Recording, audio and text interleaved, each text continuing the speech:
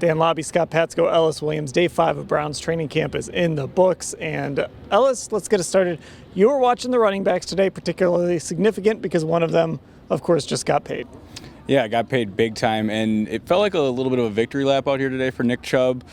He didn't do a whole lot, and I'm starting to realize that these practices, it's hard to evaluate a running back like Nick Chubb because he does so much of his work at the second level, and he cuts back so well. And a back like that cutting back in camp is kind of like a high school kid who can just bounce it outside every time, but it's like, hey, we're running lead, just hit the hole, right? Like, we know how good you can do this every time, but we want you to practice it. So Nick looked like just classic Nick, right?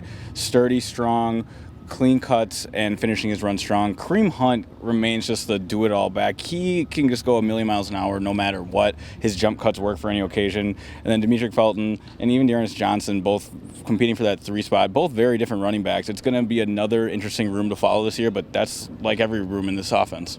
Yeah, and probably the only downside of Nick's day was when Myles Garrett chased him down and knocked the ball out. Myles Garrett, if you haven't been to training camp, if you're going to be out here, Myles Garrett is just the king of this place. Just prowls around behind the plays when he's not out there and interacts with the fans. He's fun to watch. Now, Scott, a little bit of news to watch here. Anthony Walker left practice.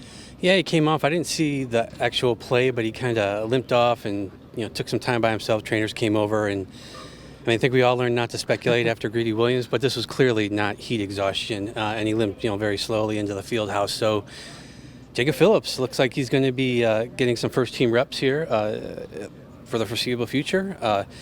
That's probably the ultimate goal here, is to get him into that position, because Walker is the second straight guy they've signed a 1-year deal at that position.